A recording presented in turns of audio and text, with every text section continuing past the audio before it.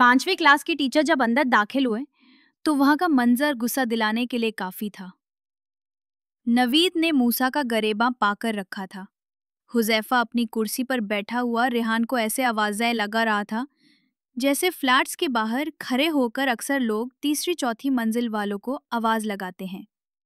कुछ और बच्चे बातों में लगे हुए थे।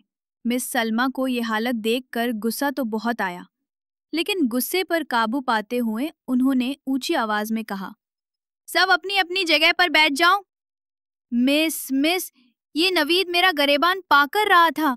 मिस, इसने पहले मुझे धक्का दिया था। नहीं मिस, ये झूठ बोल रहा है। मिस सलमा को मालूम था कि ये ना खत्म होने वाली शिकायतें हैं। वो दोनों आपस में ही बहस करने लगे थे। खामोश हो जाओ और अपनी जगह पर बैठ जाओ।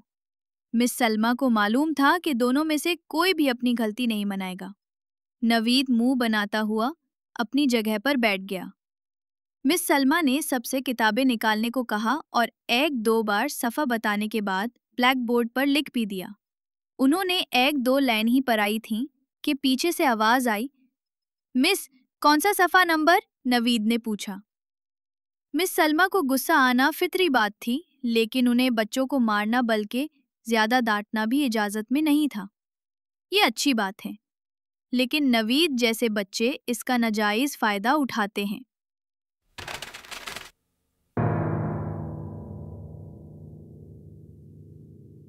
मिस सलमा ने फिर सब्र करते हुए कहा, ब्लैक बोर्ड की तरफ देखो क्या लिखा है। ओह अच्छा, मैंने देखा नहीं था। मिस सलमा ने दोबारा सबक शुरू किया। अभी थोड़ी दायर ही गुजरी थी कि रेहान की आवाज सुनाई दी, मिस, नवीद मुझे बार बार पेंसिल की नोक चुबा रहा है। नहीं मिस, गलती से एक दफा लग गई तो फौरन शिकायत कर दी, बाद में बताऊंगा मैं तुम्हें। नवीद ने गुस्से से रेहान को घूरते हुए कहा। मिस सलमा नवीद की वजह से तंग थी।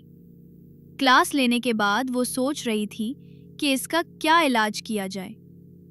फिर अचानक उनके जहन में एक ख्याल आया और उनके चेहरे पर मुस्कुराहट छा गई। अगले दिन मिस सलमा ने क्लास में दाखिल होते ही ऐलान किया कि आज मैं एक दिन के लिए अपनी जगह नवीद को टीचर बना रही हूँ। ये सुनकर नवीद खुशी खुशी अपनी जगह से खड़ा हो गया। आप किसी बच्चे पर हाथ नहीं उठाएंगे और क्लास में नज़्म ज़ब्त रहना चाहिए, मिस सलमा ने नवीद को हिदायत दी। मिस, आप फिक्र न करें, मैं बहुत अच्छे तरीका से सबको काबू। सलमा क्लास नवीद पर छोड़कर चली गए, लेकिन थोड़ी देर बाद ही क्लास से बहुत ज्यादा शोर की आवाज आने लगी। मिस सलमा क्लास में दाखिल हुए तो नवीद सबको चुप कराने में मसरूफ था, लेकिन कोई उसकी बात नहीं सुन रहा था। बेचारगी उसके चेहरे से झलक रही थी। मिस, ये लोग मेरी बात ही नहीं सुन रहे, नवीद ने बेचारगी से कहा। बेटा, मुझे भी ऐसा ही महसूस होता है जब आप मेरी बात नहीं सुनते। मैंने इसीलिए आपको टीचर बनाया था ताकि आपको एहसास हो। मिस, मैं आपसे वड़ा करता हूँ, अब मैं किसी को बिल्कुल तंग नहीं करूँगा। नवीद ने तो अपनी टीचर से वड़ा कर लिया और मालूम नहीं कि वो कब तक इस पर कायम रहता है। आप भी सोचें कि कहीं आप भी नवीद की तरह अपनी टीचर को तंग तो नहीं करते।